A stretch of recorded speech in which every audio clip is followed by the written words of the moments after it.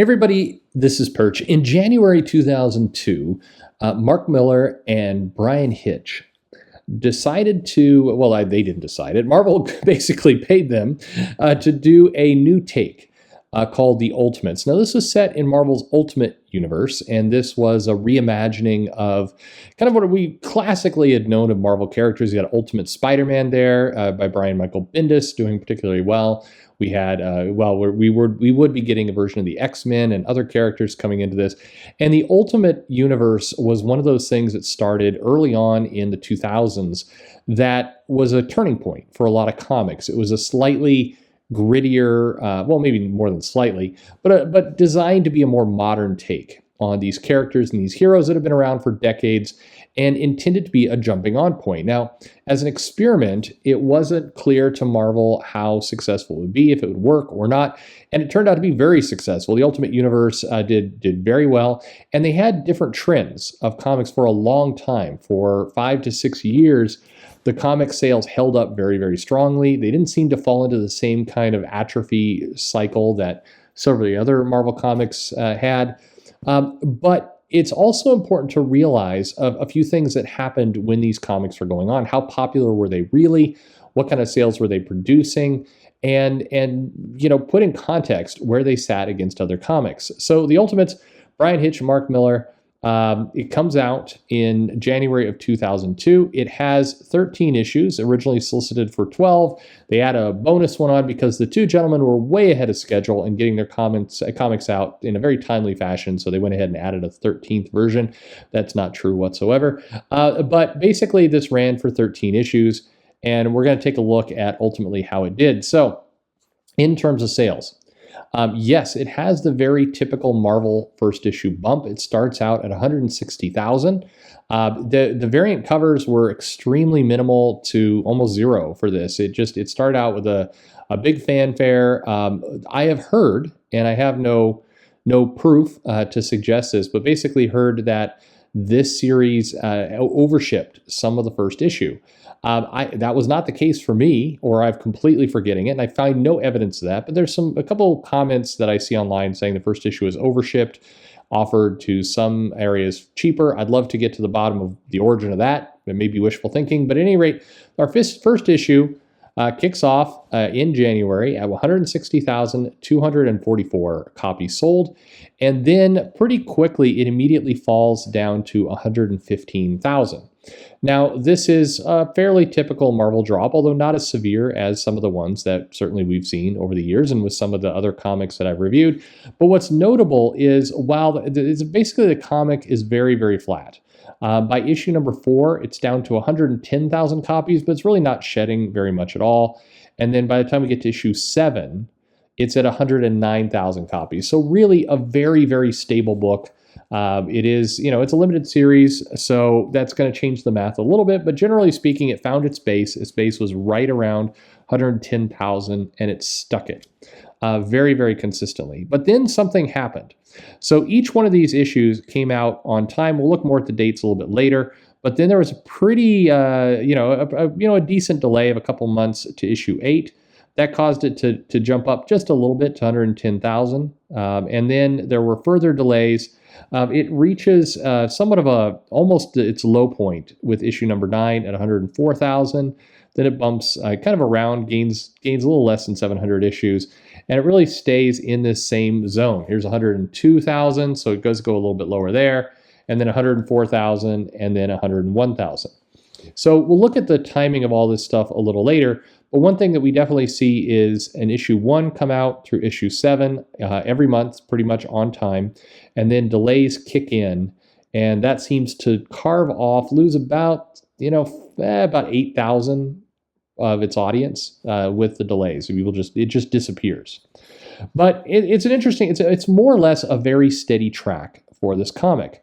So overall, if we're looking at a complete kind of high point, low point, our high point, of course, was issue number 1, 160,000. Our low point was 101 for issue 13, and the average for the series is 107,000. That seems to be kind of the average base once you discount that first issue, of course.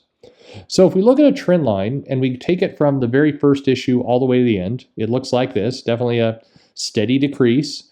And that's basically takes us from 132,000 down to 102,000, which is a 36% trend decrease. So actually, that is right about normal. Marvel is, I thought it was about 30, but it's really about 35% trend decrease is pretty typical for Marvel. So this is right in that same zone.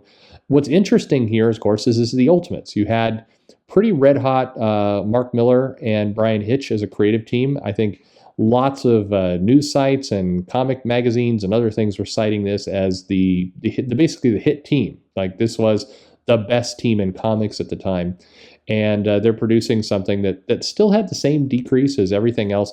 If we take out that first issue, we get, of course, a more stable trend decrease. We get basically a 9% trend decrease, much of which is accomplished by those last 5 issues or so where the delays really started to hit in.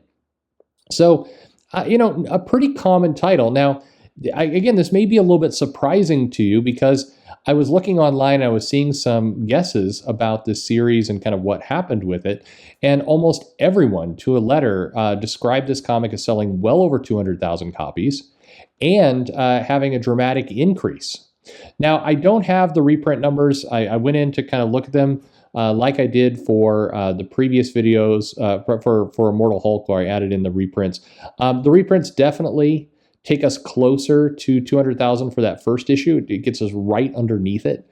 But in general, for the rest of the comics, the reprints are not as significant as you think. It's pretty, it adds some to it, but really only about 10 to 15,000, which is strong and healthy, by the way, for a reprint comic, but it doesn't take us anywhere close to 200,000 for the issue. That's just kind of a myth. The other piece to talk about, I mentioned anyway, the issues that shipped on time and the issues that were delayed. So issues 1 through 7 shipped on time steadily every month. And then we slipped into a bi-monthly and then even longer thing. So whereas a 12 issue series was supposed to wrap up in December with the 13th issue that would have been January 2002, it actually stretched all the way into basically 2004, meaning this thing went a lot longer than people thought. So I'll change the graph around so you see it this way. This is what it looks like if you're just talking about the comics coming out on a month-by-month basis. So you see this, we had a very, very long gap between issue 8 and 9, and then we had a further gap between issue 11 and 12. Basically, you had 5 months there, quite a bit. And then, again, another 3 month delay for issue 13. And that definitely had a factor. It's interesting. It was basically the time gap between issue 8 and issue 13 was almost double, in fact, a little bit more than double, way more than double. What am I saying? From issue 1 through 7. So this is kind of how that all looked out. Basically, the comic went 27 months or 2.25 years to complete the 13 issues. So obviously a longer shipping schedule. I think as we look at things like Saga and other titles that have had delays and hiatuses, it's interesting to throw this into the mix to see kind of how it impacts comics in general. Now, here's one more thing to look at. A lot of people believe the Ultimates is one of the top-selling comics of all time. I'll talk about trades in a moment here, but basically an interesting kind of fun fact about Ultimates is it never hit number 1. In its entire run, all 13 issues, it was never the number 1 selling comic.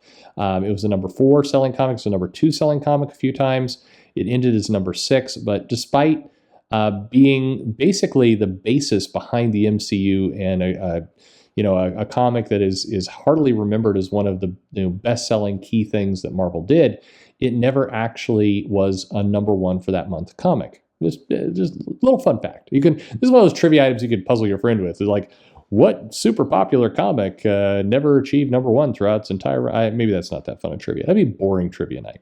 So overall, despite being the basis behind the MCU, the Ultimates actually never held a number 1 spot throughout its entire 13-issue run. So in a quick snapshot, that is the Ultimates. Now, I said I was going to mention trades. Trades are funny for this because Marvel has produced several different versions of this trade. There's been a hardcover, a softcover, and there's actually been a couple different ways that they printed the trades. In general, what I can tell you is that the hardcover version is probably sold one of the strongest ones. The one that beat it is, in recent memories, is Civil War. But it has been a very strong hardcover comic. and it has sold in soft copy trade. Now, what's another interesting fact, and I'm not sure exactly how to represent this on the screen, which is why I'm not doing it, is that the sales for the Ultimates off Amazon seem quite healthy. It's well past its prime now, but it has been one of their top-selling graphic novels from Marvel. And I'm going to collect basically a view of what the top-selling graphic novels from Marvel are. And they're not going to be names that surprise you. There's Civil War, there's the Ultimates, there's Secret Wars, the original, the very first one. And then you get into a handful of other things. But those three dominate. And 2 out of those 3 are written by Mark Millar. So, interesting way to look about it too. Anyway, this is a pretty quick one. People wanted me to do the Ultimates, so there you go. I'm going to continue to put out more of these, and I think White Knight's probably coming up next, or pretty quickly. And then a lot of people have asked for a lot of different ones, so lots to come. I promise I will get to them all. However, if you're asking me to chart the entire Uncanny X-Men from the 70s on, not only can I not do that, I don't have the numbers for the 70s and 80s. I don't know how to factor in the newsstand, but it makes that picture very, very difficult to pull together. But at any rate, hope you're having a great day, and this was entertaining numbers for you. It's interesting to see the Ultimates portrayed this way because, like I said, there are a lot of news sites, a lot of people when they talk about the Ultimates as being one of the best-selling comics of the last 20 years. And yes, it has done well in trades, but again, not shockingly well. Like on Amazon in particular, the soft copy version of this is outsold by Moon Girl. For what it's worth, crazy how that all goes. I'm going to put up a bunch of these different ones from Marvel, and you can kind of take a look at what's going on there. It's an interesting picture, what's portrayed, but definitely a very impactful comic, definitely one that has sold very well over time. I mean, it's funny that we're living in a world where it's like, Marvel only sold over 100,000 copies for every single one of these comics, 1 through 13. That's a huge feat. Definitely not one that's happening today for anything. So this is an impressive picture, some cool stuff, and see this kind of staying power. This is where the industry was back in 2002 to 2004. And so when you think about where the comic industry has come, well, you've seen the other videos. They're not up at this range anymore. So this was a happy time. Anyway, if you have any questions, throw them in the comments below. Otherwise, like, subscribe, recommend to a friend. All that kind of stuff is fun. Follow me on social media. Send me an email. I never answer email, but I promise I'm reading them. And thanks for listening.